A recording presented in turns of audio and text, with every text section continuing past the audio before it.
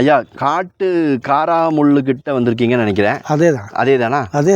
இதோட மருத்துவ பலன்களை சொல்லுங்க. மலைகள்லையும் இருக்குது, கீழே இருக்குது, அடிவாரத்தில் கீழே இருக்குது, நம்ம நாட்டுகள்லேயும் கிடைக்கணும். ஆனால் மலைகளில் இருக்க விசேஷம் எல்லாம் மருந்து இருந்து அடிக்காமல் இருக்கும். அதனால இது மலை காராமுள்ளுன்னு சொல்லுவாங்க. இதில் சின்னது பெருசெல்லாம் இருக்குது. இது வந்து பெரிய இனத்தை சேர்ந்தது. இப்போ இதை வந்து என்ன செய்யணும், தினந்தோறும் 2 ஆளா 3 ஆளா சாப்பிட்டுக்கிட்டே வரலாம். சாப்பிட்டு வந்தோம்னா உயிரணுக்களை பெருக்கும். உயிரணுக்களை பெருக்கும். அதே மாதிரி சில பேருக்கு விந்து நட்டம் சொல்றாங்க இல்லையா, அந்த விந்து நட்டத்தையும் சரி பண்ணும். இந்த இரவுல கழிஞ்சு போய் கலிதம் சொல்லுவாங்க, அதுவும் சரியாகும். பெண்களுக்கு உண்டான கருமுட்டை வளர்ச்சியும் கொடுக்கும். குழந்தை பாக்கியத்தை கொடுக்கக்கூடியது நம்ம பொதுப்படையாக சொல்லலாம். அது மட்டும் இல்லை, ஆண்களுடைய மர்மஸ்தான உறுப்பு, பெண்களுடைய மர்மஸ்தான இது பூராமே அதில் ஏதாவது கிருமி இருந்தாலும் அழிக்கக்கூடியது. ஒரு அற்புதமான மூலிகை.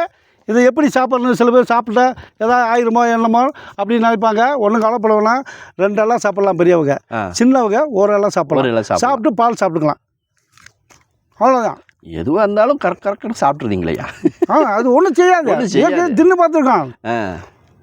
அதாவது இந்த பனங்காட்டினரின்னு சொல்லியிருக்காங்க, சலசலப்புக்கெல்லாம் அஞ்சாது. ஏன்னா இதெல்லாம் ஏற்கனவே சாப்பிட்டு பழக்கம் பண்ணியிருக்கேன், தண்ணி இருக்கான். அதனால ஒன்றும் கவலைப்பட தேவையில்லை. பாய்சனாக இருந்தால் தான் நம்ம சொல்லிடுறோமே, இந்த பாய்சன்லாம் இல்லை. தாராளமாக எல்லாரும் சாப்பிட்லாம். உடம்புக்கு பலம், அணுக்கலப்பு இருக்கும்.